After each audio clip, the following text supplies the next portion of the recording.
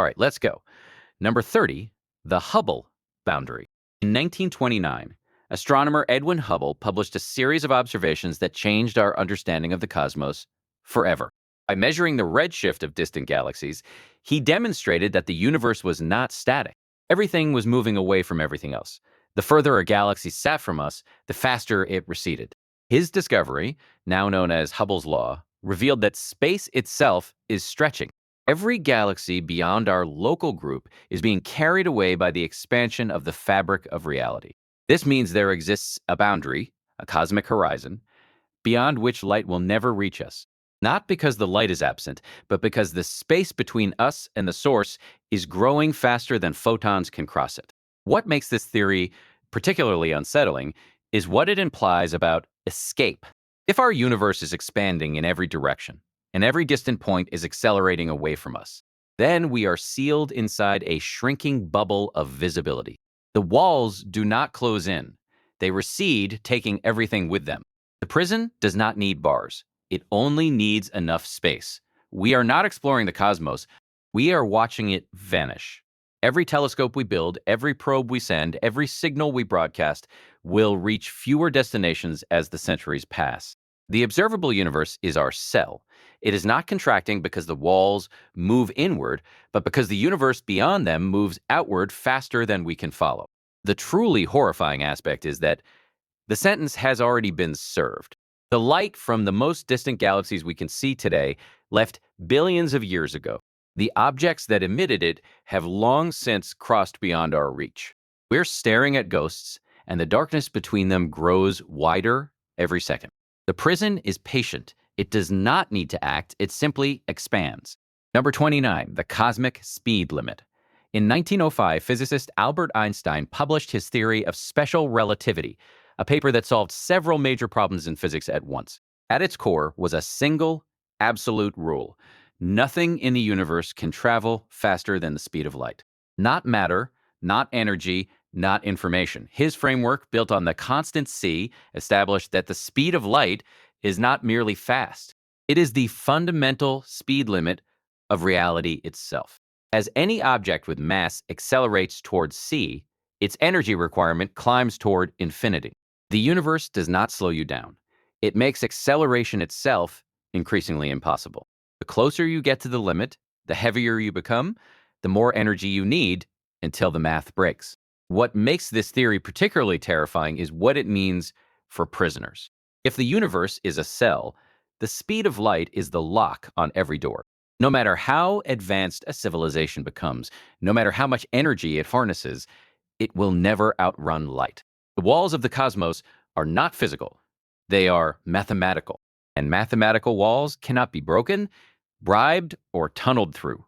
You are not slow, you are caged.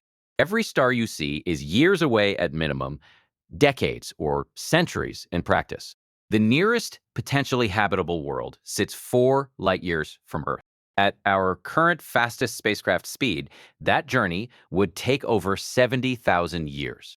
We are not separated from the rest of the universe by distance alone. We are separated by a law so fundamental that violating it would unravel causality itself. The truly nightmarish aspect is that the speed of light is not a barrier we have failed to break. It is a barrier that cannot be broken. Not with better engines, not with future technology, not with 10,000 more years of physics. The limit is not engineering. The limit is reality. We are serving a sentence inside a cosmos that was designed at the deepest level of its architecture to make escape impossible.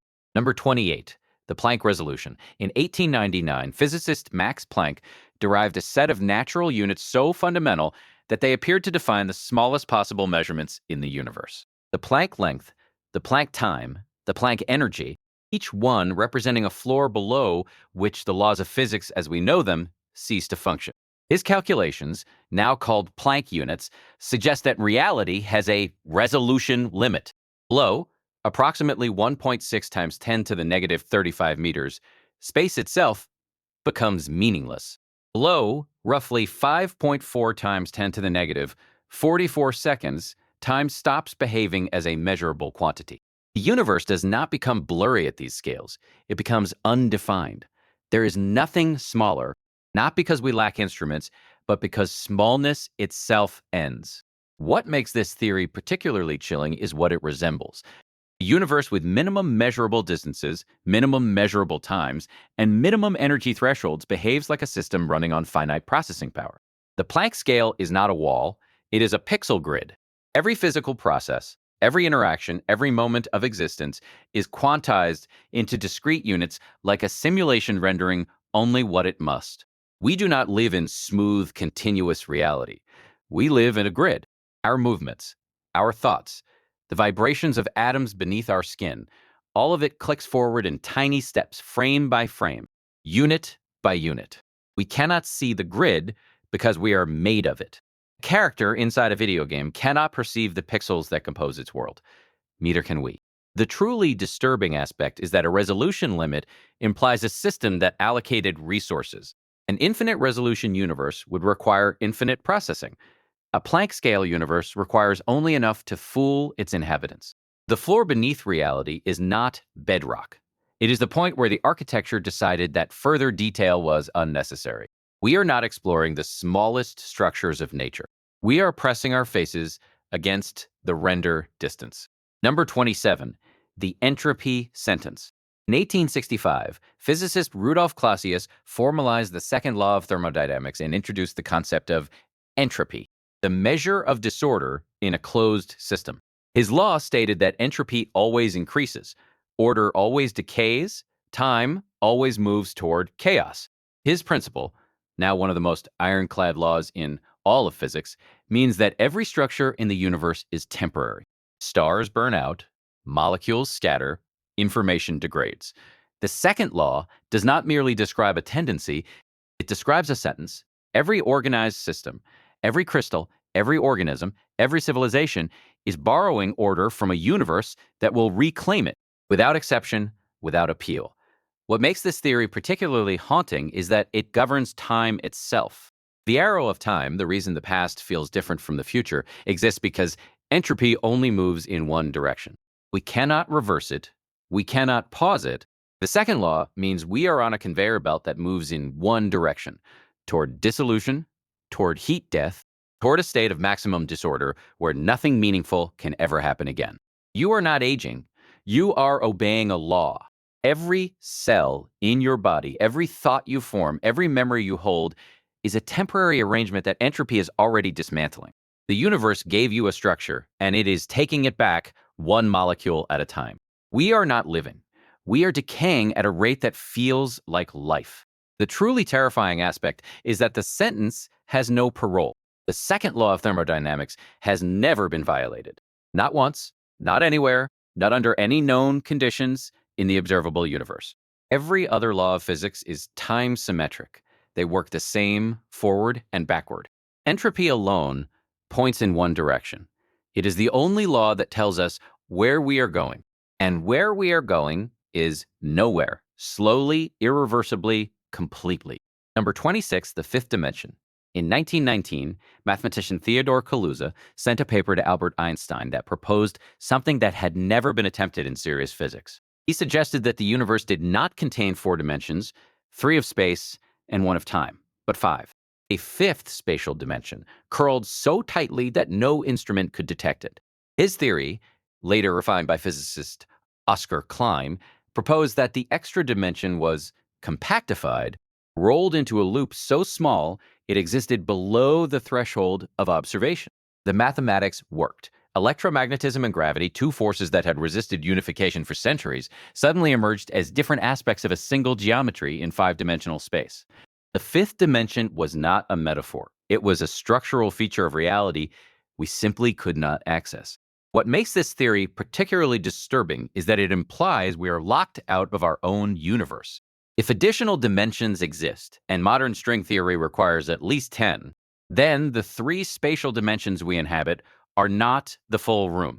They are a thin slice, a membrane. We live on a surface, unable to perceive the depth that surrounds us. Like a drawing on a flat sheet of paper that cannot look up, we move through a fraction of reality and call it everything. Every direction we can point, every axis we can measure, every degree of freedom our bodies possess exists within a subset of the actual dimensional structure of the cosmos. There are directions we cannot face, rooms we cannot enter, distances we cannot cross, because crossing them would require stepping off the membrane, and we have no mechanism to do so. The truly chilling aspect is that whatever exists in those hidden dimensions can perceive us. A being in five-dimensional space would see our three-dimensional slice the way we see a page in a book, flat, exposed, completely transparent. We cannot see them, we cannot detect them, but the geometry of the prison means that they, if they exist, can see everything.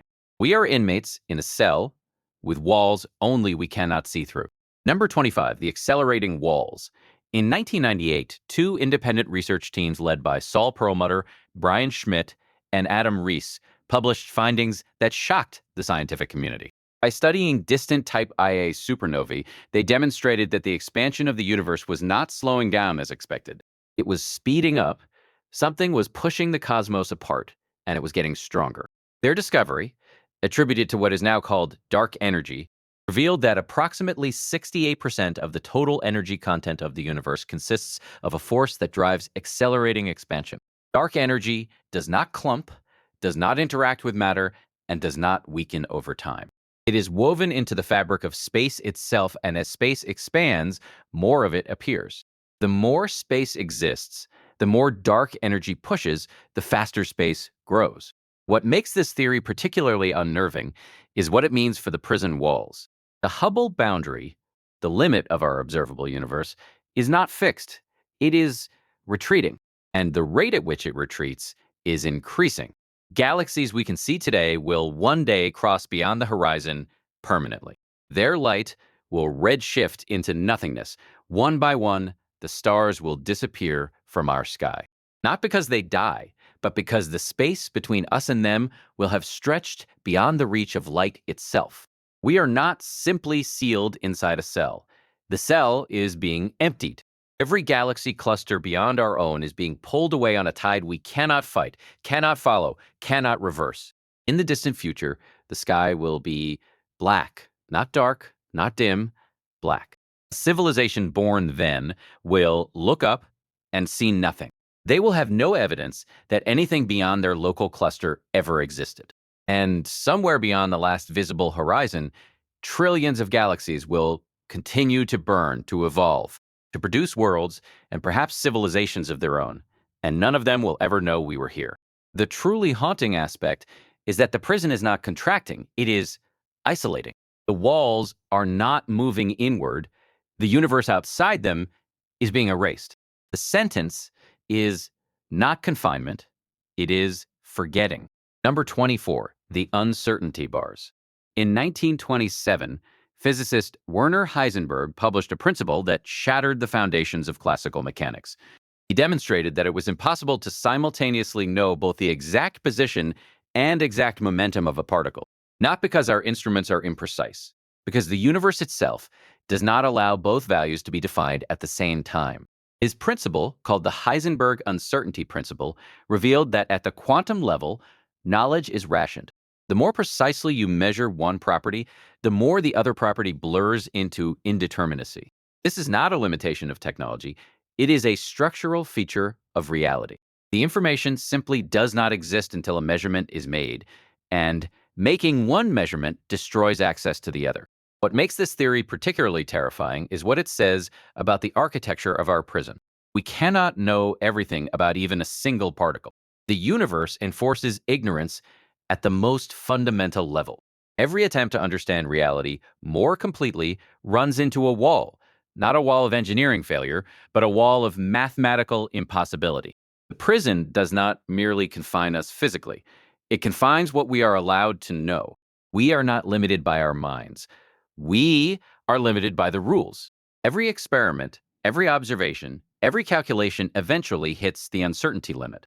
We can push back the frontier of knowledge in 1,000 directions, but the floor of absolute precision is the same everywhere. It does not move, it does not bend. No matter how clever the prisoner, there is a depth of understanding the cell does not permit. The truly nightmarish aspect is that uncertainty is not a flaw in the system. It is the system. Without the uncertainty principle, atoms would collapse, matter would be unstable, chemistry would be impossible. The very thing that prevents us from fully knowing our prison is the same thing that allows us to exist inside it. The bars are not an obstacle to our existence, they are a precondition for it. We are sustained by the same mechanism that blinds us. Number 23, the Schwarzschild shell. In 1916, physicist Carl Schwarzschild solved Einstein's field equations for the first time and discovered something deeply strange. His solution described a region of space-time so warped by gravity that nothing, not matter, not light, not information, could escape from within it. He had mathematically described what we now call a black hole. His solution, called the Schwarzschild metric, defined a boundary known as the event horizon. Cross it, and every possible path through spacetime curves inward. There is no direction that leads outward. No trajectory, no speed, no force can reverse the geometry. Inside the event horizon, the future is not ahead of you. The future is the singularity. And you move toward it the way you move through time, inevitably, irreversibly, without choice. What makes this theory particularly unsettling is that our universe shares the same mathematical signature. The observable universe has a radius. It has a boundary beyond which information cannot escape.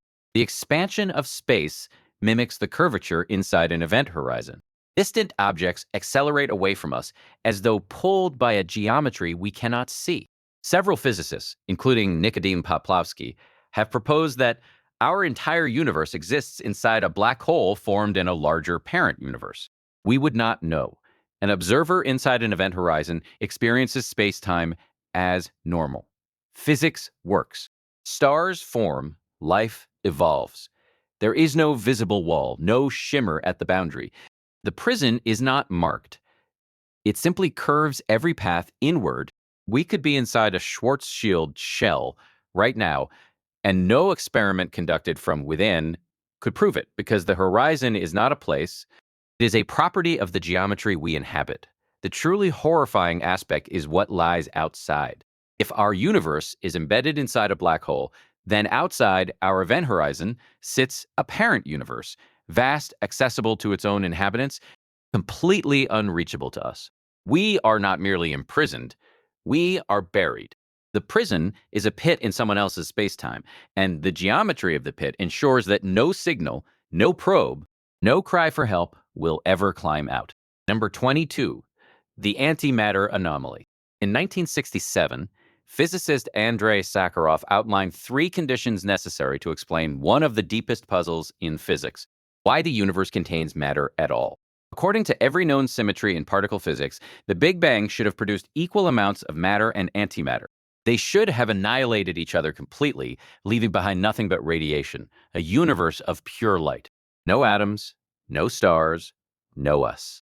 His conditions, known as the Sakharov conditions, describe the narrow set of circumstances under which a slight imbalance could emerge. One extra particle of matter for every billion particle-antiparticle pairs. That imbalance is the only reason anything exists. Every atom in your body, every planet, every galaxy is the residue of a cosmic asymmetry so small it should not have happened. What makes this theory particularly chilling is what it suggests about our presence. We should not be here. The default outcome of the Big Bang was annihilation. Void of light, no structure, no complexity, no observers. Instead, something tipped the balance. Something allowed one particle per billion to survive.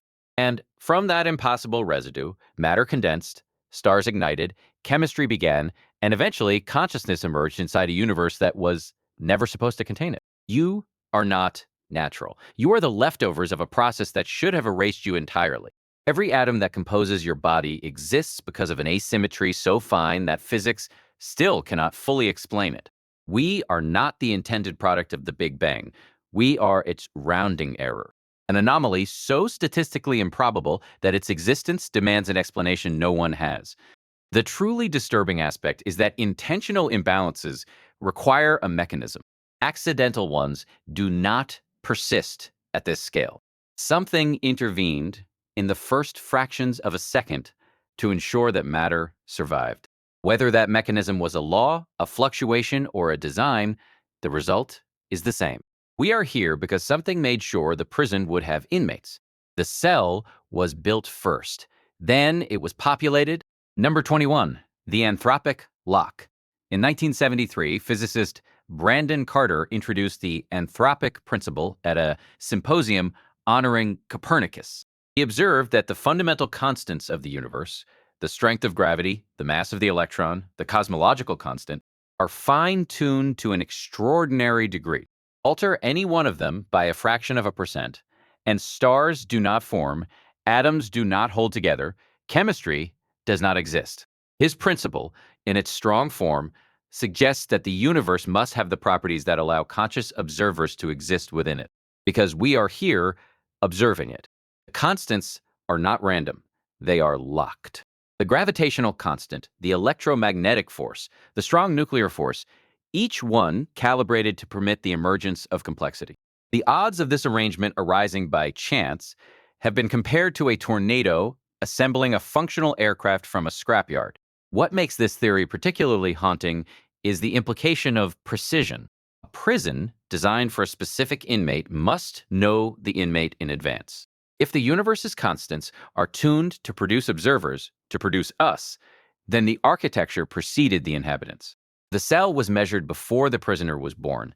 Every wall, every bar, every constraint was calibrated to ensure that conscious beings would emerge, survive, and remain trapped inside a system they would spend eternity trying to understand. We are not accidental guests in a random cosmos. We are the predicted output of a system whose parameters were set before time began. The laws of physics do not merely permit our existence, they require it. The universe did not stumble into consciousness. It was configured for it, the way a mousetrap is configured for a mouse. The truly terrifying aspect is that fine-tuning without a tuner is mathematically possible, but philosophically devastating. Either the constants were chosen, in which case someone designed the prison, or we exist in one of infinite random universes, and the ones without observers simply have no one inside to notice the emptiness. Either we are designed inmates, or we are the statistical survivors of a cosmic lottery we never entered. Neither answer offers freedom. Number 20, the Great Silence. In 1950, physicist Enrico Fermi sat at lunch with colleagues at Los Alamos National Laboratory and asked a question that has haunted science ever since. Given the age of the universe, the number of stars, the probability of habitable planets, and the time it would take for even a slow-moving civilization to colonize the galaxy, the cosmos should be teeming with intelligent life. He looked at his colleagues and asked, "Where is everybody?" His question, now called the Fermi paradox, remains unanswered. The galaxy is approximately 13 billion years old. It contains hundreds of billions of stars. Even conservative estimates suggest millions of potentially habitable worlds. Civilization with modest technology could colonize the entire Milky Way in a few million years, a blink in cosmic time. And yet, the sky is silent. No signals, no probes, no structures, nothing. What makes this theory particularly disturbing is what silence means inside a prison. If we are not alone, the others are hidden. If we are alone, the prison was built for one. The absence of contact is not neutral. It is data. Something is either preventing civilizations from communicating, preventing them from surviving, or preventing us from detecting them. Each explanation is worse than the last. We have listened for over 60 years. We have scanned millions of star systems across multiple wavelengths. We have sent our own signals into the void. The response is the same every time. Nothing. We are shouting into a canyon and hearing only our own echo. The universe is not empty. It is quiet. And quiet in a prison means either solitary confinement or something worse. The truly nightmarish aspect is that the silence might be a rule, not an accident. If the universe is a prison, the absence of contact is not a mystery. It is a design feature. Inmates are kept apart. Communication is severed. Every civilization that has ever existed or will ever exist might be sealed inside its own pocket of silence, convinced it is alone, unaware that trillions of others sit in identical cells, listening to the same silence, asking the same question. And the architecture of the prison ensures that no answer will ever come. Number 19, the holographic wall. In 1993, physicist Gerard Tooft proposed a principle that challenged everything we thought we knew about the structure of reality. He suggested that all the information contained within a volume of space could be described entirely by information encoded on its boundary. The interior was not fundamental, the surface was. His idea, later formalized as the holographic principle with contributions from Leonard Susskind, implied that our three-dimensional universe might be a projection, like a hologram, on a credit card that appears to have depth but exists on a flat surface. The volume of space we inhabit could be fully described by a two-dimensional boundary at the edge of the cosmos.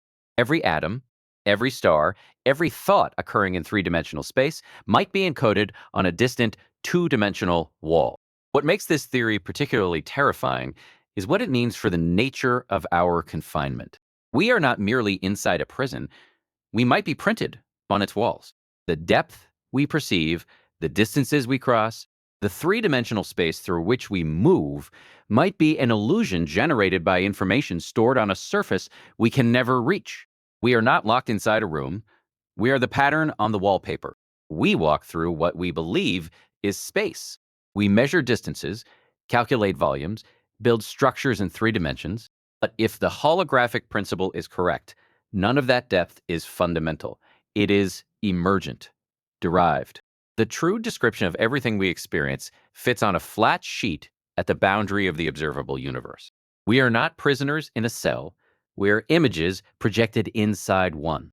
And somewhere on that boundary, the information that defines your existence sits encoded alongside every star, every galaxy, every moment that has ever occurred, compressed into a flat, silent wall at the edge of everything. The truly chilling aspect is that a holographic prisoner cannot touch the wall. The wall is not inside the universe. It is the universe. The boundary is not a surface you can walk to. It is the surface from which you are cast. We are shadows trying to find the object that casts us, unaware that the search itself is part of the projection. Number 18, the false floor. In 1980, physicists Sidney Coleman and Frank DeLucia published a paper that has haunted cosmology ever since. They demonstrated that the vacuum of space, the lowest possible energy state of the universe, might not be the true vacuum. It might be a false vacuum, a metastable state resting on a ledge above a deeper, more stable configuration of reality.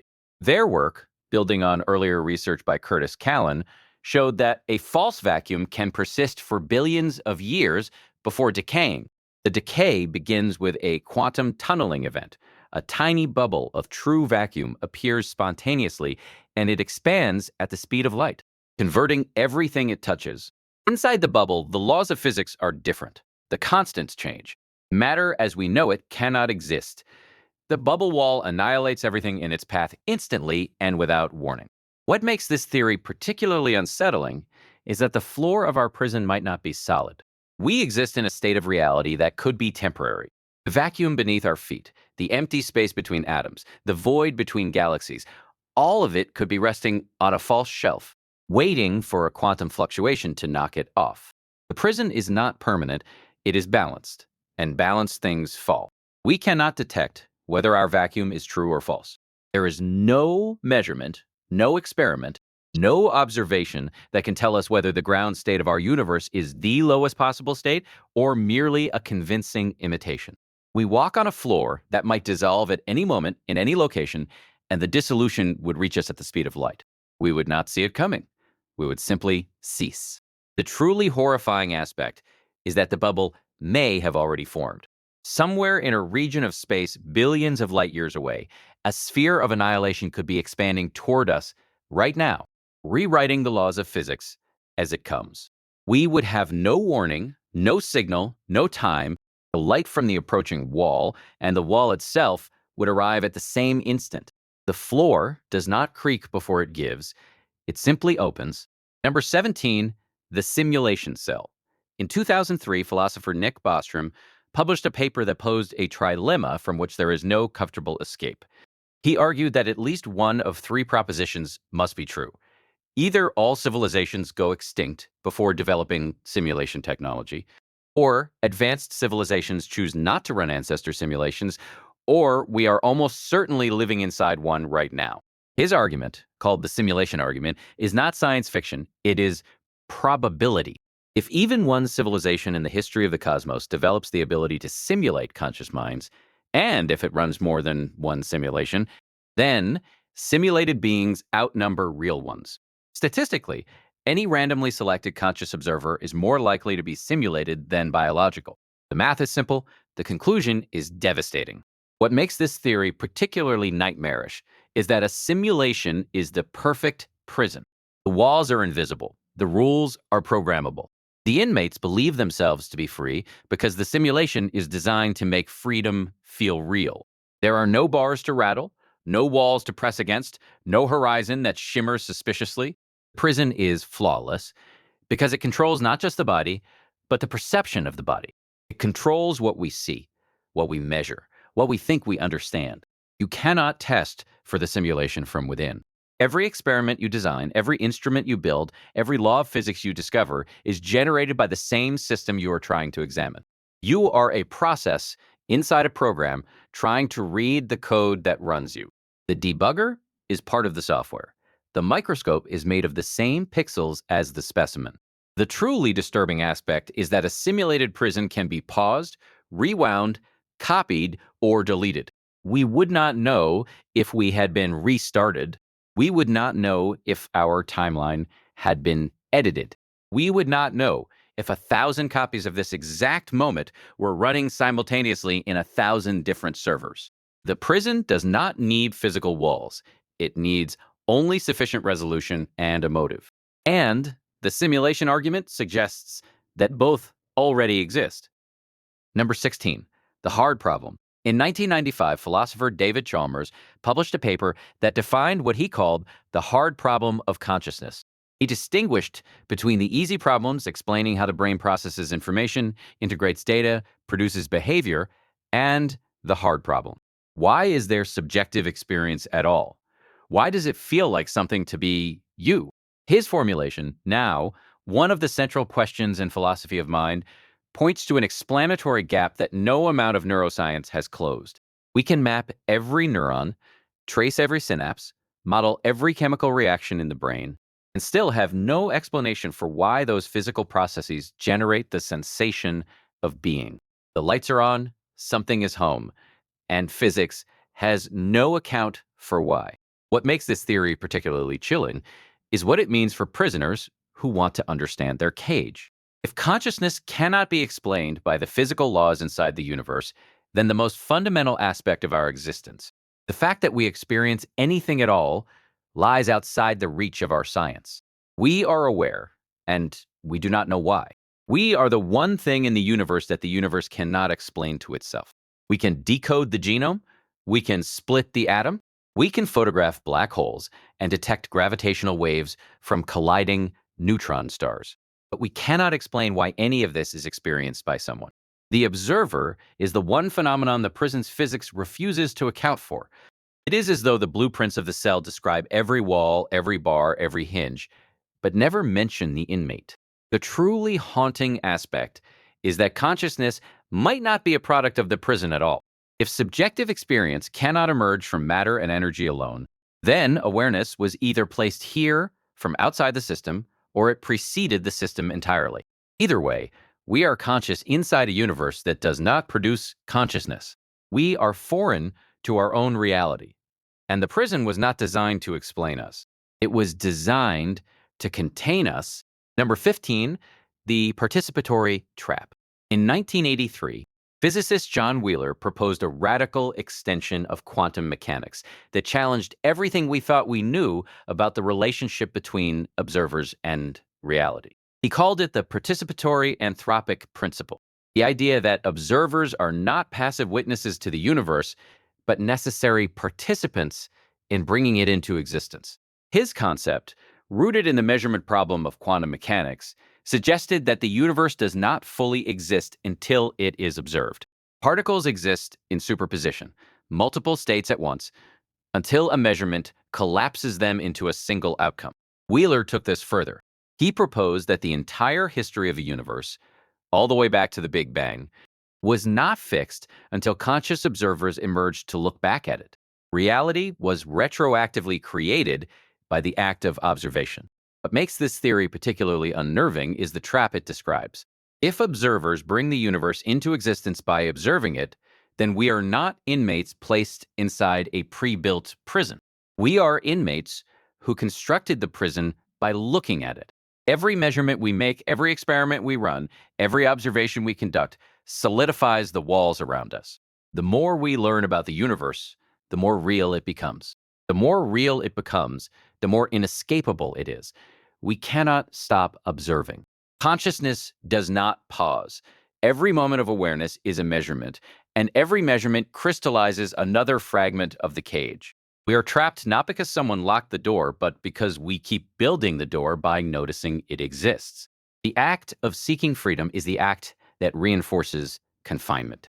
The truly terrifying aspect is that the prison was not here before we were. It appeared with us, because of us, through us. There was no universe until something looked at it. And now that we are looking, we cannot unlook. The wave function has collapsed. The bars are solid, the walls are real, and we made them that way by doing the one thing consciousness cannot stop doing, attending to the world. We are the architects of our own cage, and the blueprint is awareness itself. Number 14, the Boltzmann fluctuation. In 1896, physicist Ludwig Boltzmann proposed a statistical framework for understanding the second law of thermodynamics. His work described entropy not as a deterministic law, but as a probabilistic one. Given enough time in a universe at thermal equilibrium, random fluctuations would occasionally produce pockets of low entropy, temporary oases of order in an infinite desert of chaos. His insight, taken to its extreme, leads to what is now called the Boltzmann brain problem. In an infinite, maximally disordered universe, it is overwhelmingly more likely for a single conscious brain, complete with false memories of a full life and a full cosmos, to fluctuate into existence momentarily than for an entire ordered universe to emerge. The most probable explanation for your experience right now is not that the cosmos is real, it is that you are a momentary fluctuation pretending to be real. What makes this theory particularly haunting is the prison it describes. You are not incarcerated in a physical cell. You are incarcerated in a statistical accident. The universe you perceive, the stars, the history, the life you remember, might be a hallucination generated by a temporary arrangement of particles in an otherwise dead void. The prison is not out there. The prison is you, your consciousness, your memories, your sense of a past and a future. All of it a brief fluctuation that will dissolve back into maximum entropy the moment the statistics reassert themselves. You trust your memories. You trust that yesterday happened. You trust that the universe existed before you were born. But a Boltzmann fluctuation would feel exactly the same. There is no internal test that distinguishes a real past from a manufactured one. The prison does not need a history. It only needs you to believe it has one. The truly nightmarish aspect is the dissolution. A Boltzmann fluctuation is temporary. The same statistics that assembled you will disassemble you, not in the distant future. Now, the most probable fluctuation is the smallest one capable of producing a conscious moment, and that moment is already passing. The prison is not a life sentence. It is a single frame, and the frame is ending. Number 13, the incompleteness theorem. In 1931, mathematician Kurt Gödel published a proof that shattered the foundations of mathematics itself.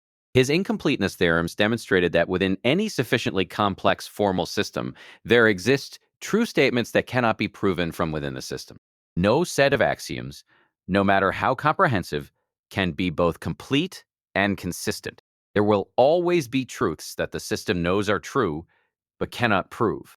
His work, considered among the most important results in the history of logic, means that mathematics, the language we use to describe the universe, has built-in blind spots, not gaps in our knowledge, gaps in the structure of knowledge itself. A formal system cannot fully describe itself. There will always be statements about the system that require a vantage point outside the system to verify. And if you are inside the system, that vantage point does not exist.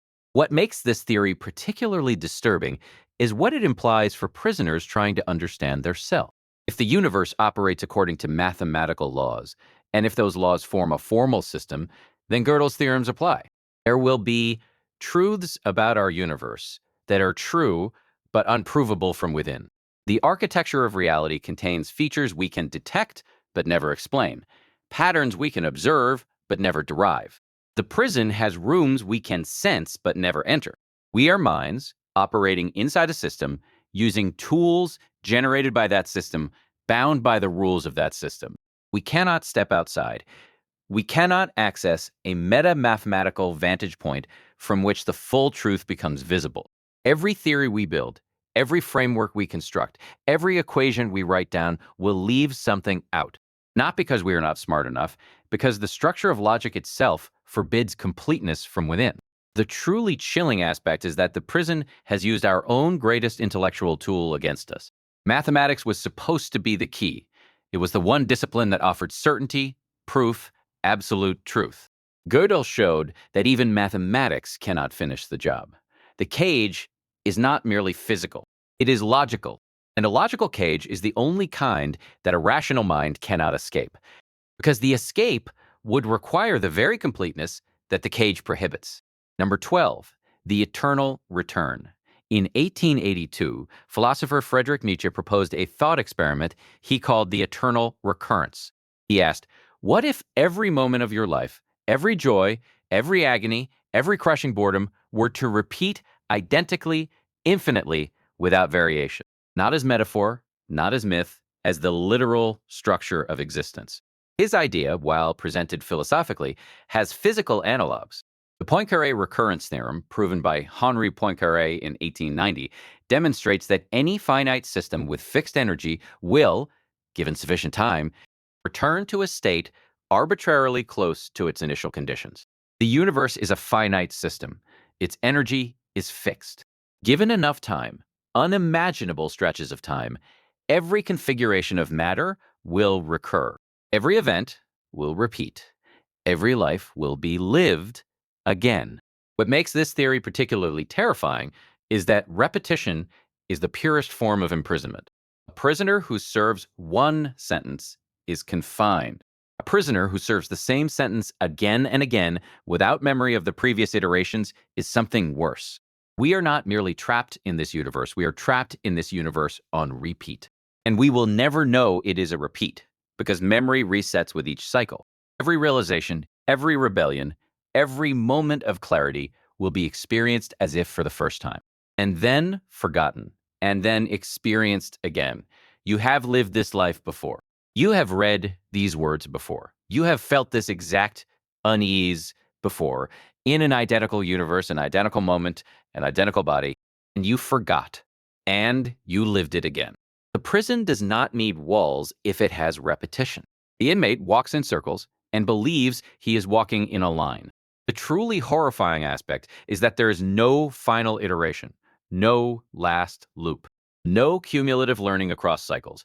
Each run is sealed, each life is complete, and then erased. You are not moving through time. You are embedded in a loop that cannot see itself. The sentence is not 1,000 years or 1,000,000. The sentence is one life lived once, for the first time, forever. Number 11, the many worlds sentence. In 1957, physicist Hugh Everett III proposed an interpretation of quantum mechanics that solved the measurement problem by eliminating collapse entirely. He suggested that when a quantum event has multiple possible outcomes, all of them occur. The universe splits. Each branch contains one outcome, one version of reality, one version of you.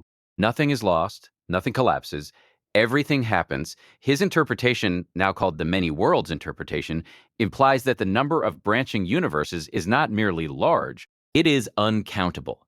Every quantum interaction, every photon absorbed, every particle decayed, every electron measured, spawns new branches. The tree of reality has been splitting since the Big Bang, producing a foam of parallel worlds so dense that the total number of branches exceeds any number that can be written. What makes this theory particularly unsettling is what branching means for escape. In a single universe, a prisoner has one timeline, one set of choices, one sequence of events. In many worlds, every possible version of your life is already being lived. There is a branch where you escaped. There is a branch where you never tried. There is a branch where you broke free, and a branch where breaking free destroyed you. Every permutation exists, and you are confined to one of them, unable to see, reach, or benefit from the others. You are not one prisoner, you are an infinite set of prisoners, each sealed in a separate branch, each believing they are the only one. The version of you that made every other choice at every junction point is out there, living a life you will never access. The many worlds interpretation does not offer freedom. It multiplies confinement. It takes one cell and replicates it across infinity. The truly nightmarish aspect is that the sentence cannot be served. In a single universe, you live and die, and it ends. In many worlds, there is always another branch where you continue. Death, in one branch, does not terminate the sentence. It simply prunes one path while infinite others persist. Somewhere, a version of you keeps going. Somewhere, a version of you has always kept going. The prison does not end at death. It forks around it, and the forking never stops. Number 10, the black hole womb. In 1992, physicist Lee Smolin proposed a theory he called cosmological natural selection. The idea that the universe reproduces every time a black hole forms, the extreme conditions at its core give rise to a new universe with slightly different physical constants. That universe expands, develops its own stars, its own black holes, its own offspring. The process repeats across generations. His theory, modeled on biological evolution, suggests that universes that produce more black holes produce more offspring. Over cosmological time, the population of universes is dominated by those whose constants maximize black hole formation. Our universe, with its specific constants, is exceptionally good at producing black holes. Not because of coincidence, because the universes that were not good at it left fewer descendants. What makes this theory particularly chilling is the nature of the prison it describes. We are not merely inside a universe. We are inside a black hole, inside a universe inside a black hole, stretching back billions of generations. The prison is not a single cell. It is a nesting structure. Each universe is a cell within a cell within a cell, and each one is sealed from the others by event horizons that no signal, no particle, no information can cross. We exist at an unknown depth in this tower of nested realities. Our parent universe is unreachable. Our grandparent universe is beyond unreachable. The chain stretches back to an origin we cannot determine because every link is sealed. We cannot dig upward. We cannot send a message to the level above. We are deep in a genealogy of prisons, and we do not know how deep. The truly disturbing aspect is that we were bred for this. Our universe's constants are tuned not for our benefit, but for the production of black holes, which means the production of more prisons. We are a side effect. Life, consciousness, intelligence, none of it was the goal. The goal was more nesting, more cells, more horizons. And we exist in the margins of that project, accidental inmates in a universe whose only purpose is to spawn more of itself. Number 9, the brain collision. In 2001, physicists Paul Steinhardt and Neil Turok proposed the ekpyrotic model of the universe, a theory suggesting that the Big Bang was not the beginning of everything, but a collision. Two higher dimensional membranes, or brains, floating in a bulk space of extra dimensions, drifted toward each other across an incomprehensible timescale. When they collided, the energy of the impact filled one of the brains with the hot, dense plasma we know as the early universe. Their model, later developed into the cyclic universe theory, proposes that this collision is not a one-time event. The brains separate after impact, drift apart, slow down, reverse direction, and collide again. Each collision resets the universe. Each cycle produces a new Big Bang, a new expansion, new stars, new planets, new life. And then another collision erases it all and begins again.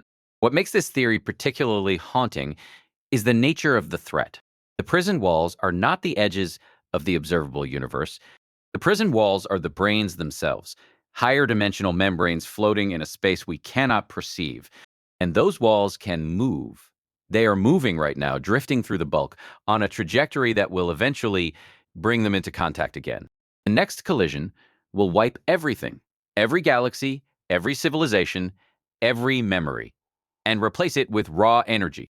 We are not in a stable cell. We are between impacts. The prison is cyclical.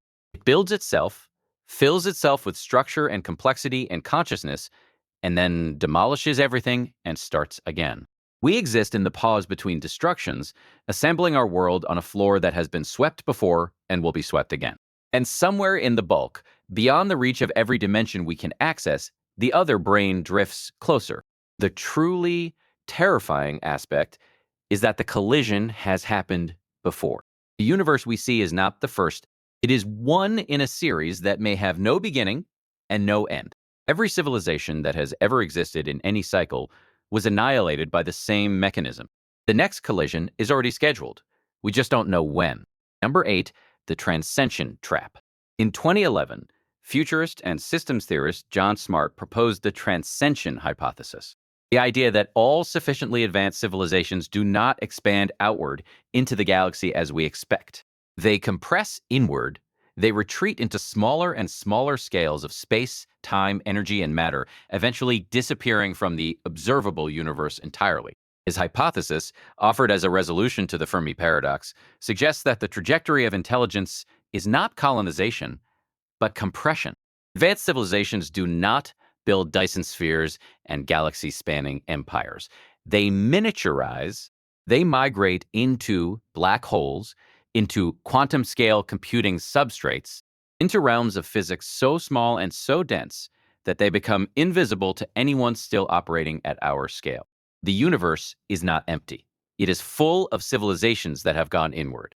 What makes this theory particularly nightmarish is the direction of the trap. The prison is not designed to prevent outward expansion. It is designed to lure intelligence inward. The universe rewards miniaturization. Smaller systems compute faster, use less energy, and approach fundamental physical limits more efficiently. Every civilization that advances far enough will discover that the optimal path is not outward, but downward, into denser, more efficient, more isolated substrates. The prison does not need to restrain its inmates. It only needs to offer them a better cell deeper inside.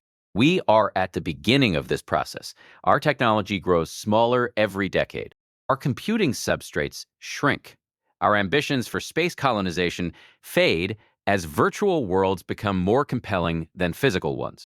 The trajectory is already set. We are already descending. The prison is not a cage. We are locked inside. It is a funnel we are sliding down. The truly horrifying aspect is that the bottom of the funnel may be unreachable from the outside. A civilization that has compressed itself into a black hole computing substrate is sealed behind an event horizon. It cannot communicate outward. It cannot be rescued. It cannot be contacted. It has voluntarily entered the deepest cell in the prison and locked the door from inside.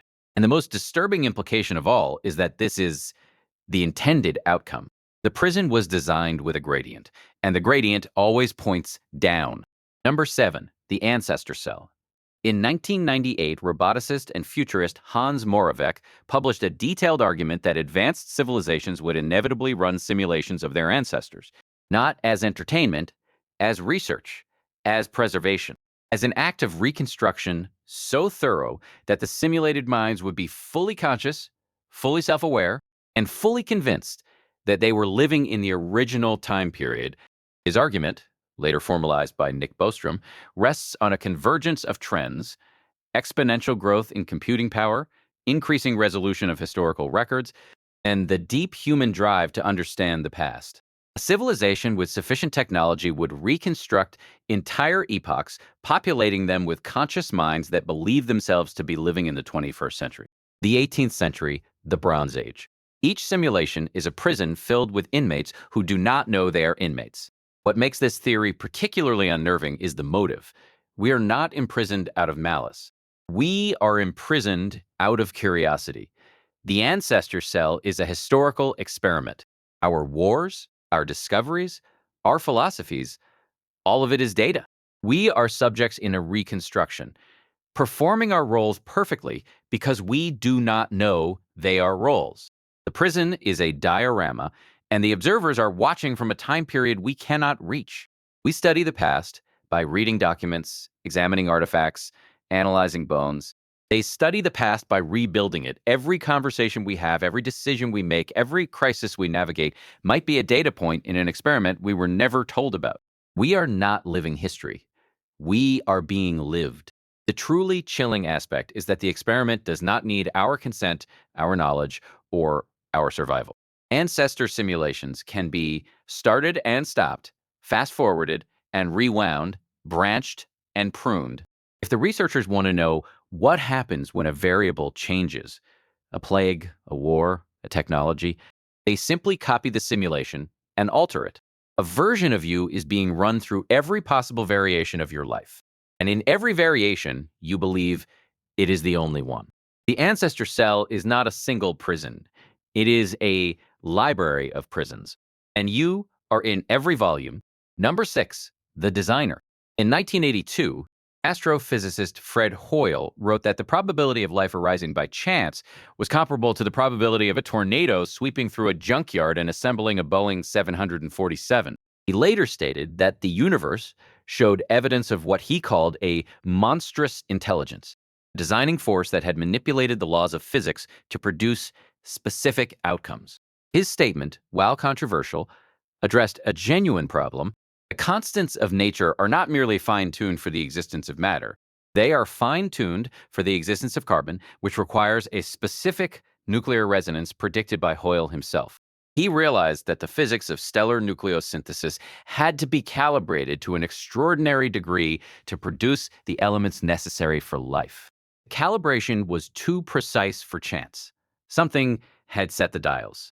What makes this theory particularly terrifying is the nature of the designer. A being capable of setting the fundamental constants of a universe is not a god in any comforting sense. It is an engineer. The universe is not a gift. It is a product. The laws of physics are not natural. They are specifications. Every constraint we encounter, the speed of light, the arrow of time, the expansion rate, the uncertainty principle, was chosen, selected from a range of possibilities, and implemented with precision. We worship gods who love us. We pray to creators who care. But an engineer does not love the circuit board. An architect does not care about the feelings of the building. If the universe was designed, the designer's relationship to us is not parental. It is technical. We are features of a system, functioning exactly as intended, interpreting our function as freedom. The truly nightmarish aspect is that a designed prison implies a purpose. Things are built for reasons. The universe was not designed and then populated by accident. The inmates are part of the design. Whatever we do, our science, our art, our wars, our worship, serves a function in a system we did not build and cannot comprehend. The prison has a purpose, and the purpose is not ours. It never was. Number 5, the cosmic censor. In 1969, mathematician and physicist Roger Penrose proposed the cosmic censorship conjecture, the idea that nature conspires to hide its own singularities from observers. Every singularity, a point of infinite density where the laws of physics break down, is cloaked behind an event horizon. You cannot see it. You cannot study it from outside. The universe wraps its most extreme features in a barrier of space-time that prevents observation. His conjecture, still unproven but widely regarded as one of the most important open problems in general relativity, suggests that the universe has a mechanism for concealing information. Singularities are where the prison's architecture is most exposed, where the rules break down, where the structure of reality reveals its foundations. And they are precisely the points that the universe hides. Behind black holes, behind horizons, behind geometry that curves light away from the observer. What makes this theory particularly disturbing is the implication of intent. A prison that hides its own blueprints is not a passive structure. It is an active one. The cosmic censor does not merely exist. It works. It ensures that every point where the system fails, every location where the underlying truth becomes visible, is sealed away behind a curtain of warped spacetime. The deeper you look, the more the universe resists. The closer you get to understanding, the harder the prison pushes back. We study black holes from the outside. We model their behavior mathematically. We photograph their shadows, but the singularity itself, the one point where the mask slips, where the rules are laid bare, is the one point we can never access. It sits behind a boundary specifically designed to prevent observation. We are allowed to see the walls. We are allowed to measure the bars. But the lock itself is hidden. The truly horrifying aspect is that censorship implies vulnerability. You do not hide what cannot be exploited. If the universe actively conceals its singularities, then singularities contain something dangerous, not to the universe, but to the prison. The truth is behind the horizon, and the horizon exists because the truth, if seen, might allow escape. The prison is not unbreakable. It is merely well hidden. And whatever sits behind the event horizon is the one thing the warden does not want us to find. Number 4, the observer collapse. In 1961, physicist Eugene Wigner extended the quantum measurement problem to its most unsettling conclusion. He demonstrated through a thought experiment, now called Wigner's friend, that if an observer measures a quantum system and collapses its wave function, but a second observer has not yet observed the first, then the entire system, including the first observer, remains in superposition from the second observer's perspective. Consciousness itself becomes entangled with quantum states. His thought experiment, refined by John von Neumann's earlier work on the quantum measurement chain, suggests that the wave function does not collapse at the particle, the detector, or the amplifier. It collapses at consciousness. The observer is not an optional component of reality. The observer is the mechanism by which reality becomes real. Without a conscious mind to observe, the universe exists only as a probability cloud, undefined, unmeasured, unreal. What makes this theory particularly unsettling is what it implies about the necessity of inmates. If consciousness collapses the wave function, and the wave function must be collapsed for reality to exist, then the prison requires prisoners. We are not incidental, we are structural. The universe cannot exist in a defined state without observers to define it. It needs us, not for our comfort, not for our happiness, not for our freedom, but for our attention. We are the mechanism by which the cage becomes solid. We are not prisoners who happen to be inside a universe. We are the component that makes the universe happen. Remove consciousness, and the wave function never collapses. The stars remain in superposition. The galaxies float as probability clouds. Nothing is measured, nothing is real. The prison dissolves the moment no one is looking. And that is precisely why it cannot let us leave. The truly terrifying aspect is the relationship this creates. The prison does not merely contain us. It depends on us. Every conscious moment, every flicker of awareness, every second of observation holds the walls in place. We are not serving a sentence. We are performing a function, and the function is existence itself. The prison did not lock us in because it wanted to. It locked us in because without us, it ceases to be. We are not inmates. We are load-bearing columns, and the structure above us will never willingly let us go. Number 3, the forgotten experiment. In 2005, physicist Paul Davies proposed the concept of a shadow biosphere, the possibility that life on Earth originated more than once, and that alternative forms of biology might exist alongside us, undetected. He extended this reasoning to ask a deeper question, whether life itself, in its broadest sense, might be an experiment conducted by something beyond our frame of reference, a test, a study, an observation left running. His speculation, building on the simulation argument and the fine-tuning problem, suggests a scenario worse than design. Design implies purpose. An experiment implies uncertainty. The designer of a prison knows what the prison is for. The conductor of an experiment does not. They are testing a hypothesis. They are watching for results. And if the experiment yields no useful data, or if the hypothesis is answered, the apparatus is disassembled. The experiment ends. What makes this theory particularly chilling is the relationship between observer and subject. We are not serving a purpose in a grand design. We are generating data in an investigation.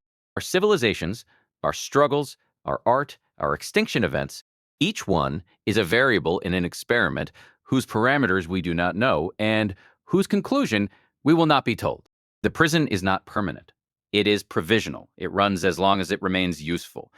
We have never received a message. We have never detected an intervening force. We have never found evidence of supervision or correction. The experiment, if it is one, appears to have been set in motion and then abandoned. The researcher walked away. The apparatus keeps running. The subjects keep performing. But no one is recording the results anymore. The data accumulates inside a system that no longer has an audience. And somewhere outside the boundaries of this cosmos, the notes from the early phases of the experiment sit archived, incomplete, gathering dust in a system we will never access. The truly nightmarish aspect is that the worst prison is not one with a watchful warden. It is one with an absent one. A prison maintained by design but no longer observed is a prison without the possibility of parole, appeal, or review. The door might be unlocked, but no one is coming to open it, and we do not know which side the handle is on. Number 2, the mathematical prison. In 2003, physicist Max Tegmark published a paper proposing the mathematical universe hypothesis, the idea that the universe is not merely described by mathematics, it is mathematics. Every structure, every particle, every force, every law exists as a mathematical object. Matter is not made of substance. It is made of relations, equations, symmetries. The physical universe and its mathematical description are the same thing. His hypothesis, taken to its full implication, means that the universe did not arise from a physical process. It was not built, ignited, triggered, or begun. Mathematical structures do not need to be created.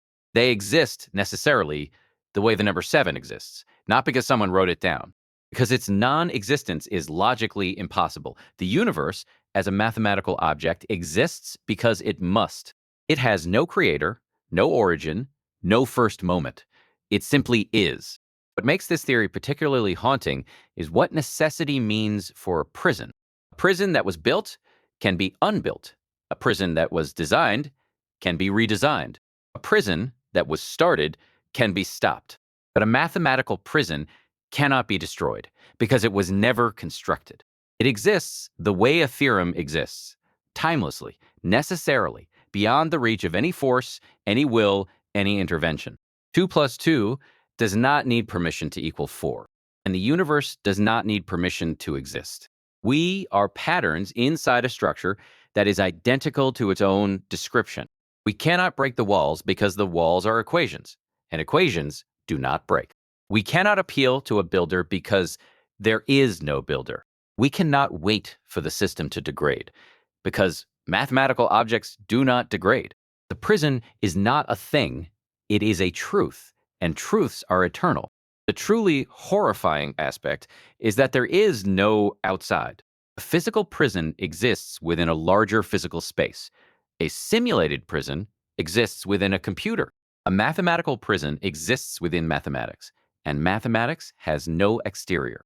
There is no place that is not mathematical. There is no realm that sits outside the space of all possible structures.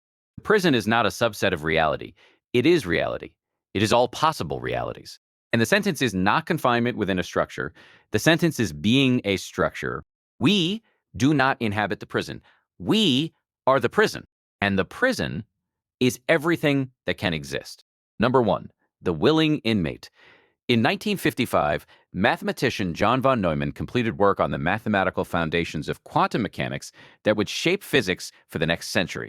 Among his contributions was a rigorous framework for understanding how measurement creates reality, how the act of conscious observation transforms probability into certainty. But buried in his formalism was an implication so deep that it took decades for physicists to fully confront it. His framework, combined with later developments by physicists such as André Linde and Wheeler, leads to a possibility that collapses every other theory on this list into a single, final conclusion. If consciousness is required for reality to exist, and if the mathematical structure of the universe is necessary and eternal, then consciousness is not a product of the universe. The universe is a product of consciousness. Awareness came first. Reality came second. And the prison was not imposed from outside, it was generated from within. What makes this theory particularly terrifying is the abolition of the warden. There is no designer, no simulator, no ancestor running an experiment, no cosmic censor hiding the truth. There is only consciousness, raw, infinite, undifferentiated awareness that chose to experience limitation. That chose to fragment itself into billions of separate minds, each one sealed inside a body, inside a world, inside a universe, inside a set of mathematical laws that feel absolute but are, in the deepest sense, self-imposed. You are not a prisoner placed here against your will. You are the will. You are the infinite consciousness that looked at eternity, at unlimited freedom, at boundless, undifferentiated existence, and chose confinement. You chose a body, you chose mortality, you chose suffering, you chose ignorance, you chose to forget that you chose. Every wall in this prison was built by the one thing that has always had the power to tear it down. And that thing is you. The truly nightmarish aspect is the forgetting. A prisoner who knows he is innocent has hope. A prisoner who knows the door is unlocked can leave. But a prisoner who chose to forget that he built the prison, who chose to forget that the key is in his hand, who chose to forget that he is both inmate and architect, that prisoner is beyond rescue. Not because the prison is strong, because the prisoner does not want to leave. The deepest cell in the cosmos is not a black hole, not a sealed dimension, not a mathematical necessity. The deepest cell is willing ignorance. And somewhere inside you, behind every memory and every thought and every question you have ever asked, sits the one truth the prison was built to hide. You are already free. You have always been free, and you chose to forget. If you want to see more videos like this, click the video on screen now and make sure to subscribe.